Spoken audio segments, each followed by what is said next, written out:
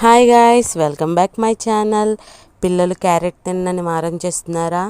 అయితే ఖచ్చితంగా ఇలా ట్రై చేయండి. ఎంతో ఇష్టంగా తింటారు, అస్సలు వదిలిపెట్టరు. ఈలోపు మా వీడియోస్ని లైక్ చేయండి, షేర్ చేయండి, అలానే సబ్స్క్రైబ్ కూడా చేసుకోండి మా ఛానల్ని. రండి ఇప్పుడు ప్రాసెస్లోకి వెళ్ళిపోదాం. ముందుగా క్యారెట్ తురుముకొని పక్కన అలానే 4 పచ్చిమిరకాయలు కూడా కట్ చేసి పక్కన పెట్టుకున్నాను. ఇప్పుడు కరివేపాకు, వెల్లుల్లిపాయలు, జీలకర్ర, ఆవాలు తీసుకొని ఒక ప్లేట్లో పెట్టుకున్నాను. చూడండి, ముందుగానే చూపిస్తున్నాను ఇప్పుడు మీకు. ఇప్పుడు స్టవ్ వెలిగించుకొని కడాయి పెట్టుకోవాలి. కడాయి వీట్ అయ్యాక ఆయిల్ పోసుకోవాలి. చూడండి, 4 టేబుల్ స్పూన్స్ వరకు ఆయిల్ పోసుకోండి. ఆయిల్ పోసుకున్న తర్వాత వెల్లుల్లిపాయలు వేసుకొని ఇలా ఫ్రై చేసుకోవాలి. ఆ తర్వాత జీలకర్ర, ఆవాలు వేసుకొని ఫ్రై చేసుకోవాలి. చూడండి, ఇప్పుడు కరివేపాకు కూడా వేస్తున్నా. కరివేపాకు వేసేటప్పుడు జాగ్రత్త, మీదకి వస్తుంది నూనె. ఆ తర్వాత పచ్చిమిర్చి కూడా వేసేసుకున్నాను. అవి కొంచెం ఫ్రై అయిన తర్వాత కొంచెం పసుపు వేసుకుంటున్నాను. వీడియోలో చూపిస్తున్నట్టు వేసుకొని ఫ్రై చేసుకోవాలి ఇలా. ఇప్పుడు ఎగ్స్ ఉంటాయి కదా, ఎగ్స్ని బీట్ చేసి ఆయిల్లో వేసేసుకుంటున్నాను. చూడండి, ఇప్పుడు మొత్తం ఎగ్స్ అన్నీ అలానే బీట్ చేసేసి ఆయిల్లో వేసేసుకోవాలి. చూడండి, నేను 6 ఎగ్స్ వరకు తీసుకున్నాను.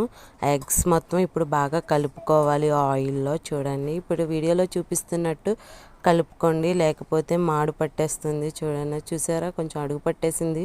నేను కలిపేసరికి కొంచెం లేట్ అయ్యింది. ఇవి ఇలా కలుపుకున్న తర్వాత కొంచెం సాల్ట్ వేసుకోండి, ఎందుకంటే ఎగ్లోకి బాగా సాల్ట్ పట్టాలి.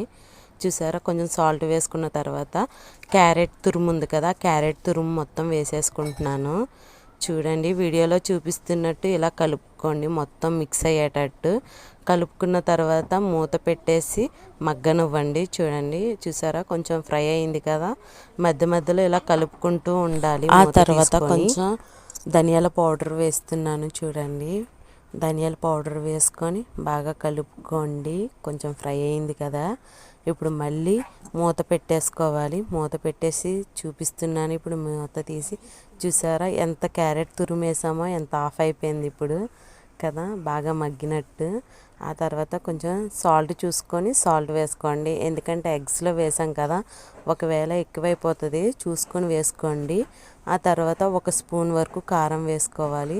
చూడండి, కారం వేసుకొని కలుపుకొని మూత పెట్టేసాను. ఇప్పుడు మూత తీసి చూపిస్తున్నాను. చూసారా, ఎంత బాగా ఫ్రై అయిందో. ఫైనల్గా చూడండి, మీకు చూపిస్తున్నాను ఎంత బాగా వచ్చిందో. ఇప్పుడు మళ్ళీ కొంచెం గరం మసాలా వేసుకొని 1 నిమిషం కలుపుకొని మగ్గనిచ్చుకున్న తర్వాత స్టవ్ ఆఫ్ చేసి సర్వ్ చేసుకుంటే క్యారెట్ ఎగ్ ఫ్రై ఎంతో టేస్టీగా రెడీ అయిపోతుంది.